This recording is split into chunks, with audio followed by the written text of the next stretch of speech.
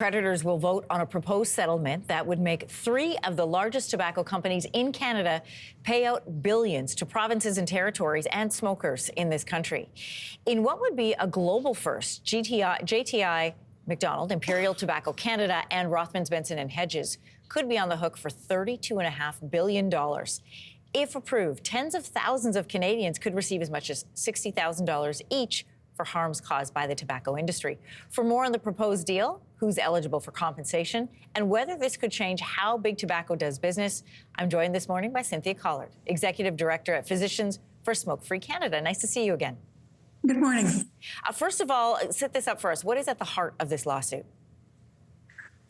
Well, there's two lawsuits, in fact. There's a series of lawsuits by each Canadian province seeking repayment for the healthcare costs associated with smoking that resulted as from the wrongful behavior of the companies when they misrepresented the health concerns, for example. The second set of lawsuits is class action suits filed by Quebec smokers, and then to that was added a similar class of smokers across Canada.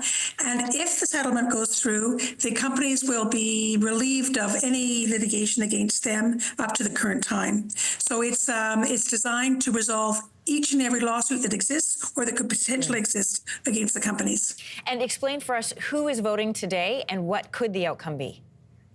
So the vote, the whole system is being managed under the insolvency laws of Canada, and those laws require that the creditors, in this case the claimants, the company, the provinces, and the class actions, have the entitlement to vote on the proposal for the settlement. And so at today's vote will be each province and also the class actions will be voting, and some other small number of minor claimants. The potential payout here is huge, $32.5 billion. How would that break down? Who gets what? Well, it is huge, but it's not all in one lump sum. So the class action in Quebec will get $4 billion, but their original court order was for $13 billion. So they're getting much less than the court order that they would get.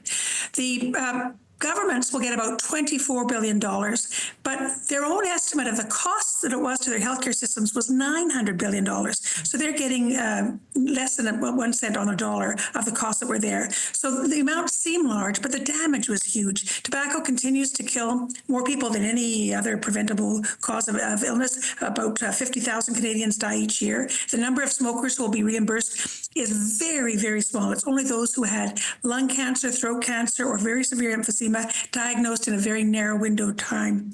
So although the numbers seem huge, you can say really this is doesn't reflect the scale of the damage that was caused by this product.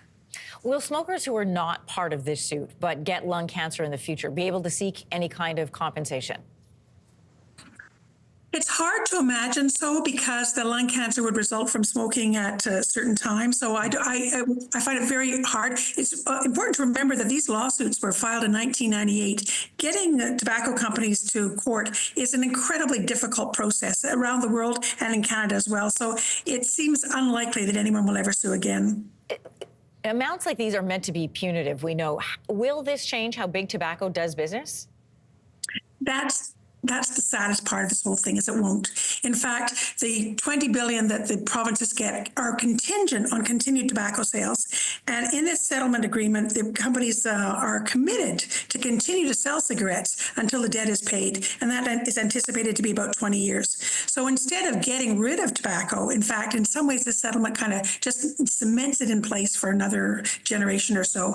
And I think that is the something that we're going to have to reflect on after the settlement is finished, and see if there's ways of perhaps getting legislation that can undo some of the damage that this settlement might cause. Today's vote requires a majority of claimants to vote in favor. If this proposal is rejected, where do we go from here?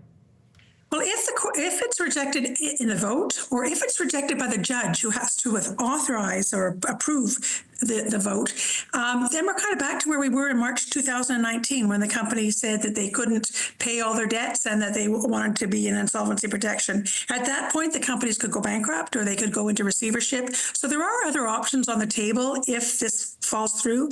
But the whole thing has been played out as a kind of a complex chess game, and it's very hard to know exactly how the dominoes will fall if this vote is rejected. Cynthia Collard, Executive Director at Physicians for Smoke-Free Canada. Thanks for joining us this morning. Thank you. If you liked that video, make sure to subscribe to the Your Morning YouTube feed, where you can find all kinds of new content posted every weekday morning.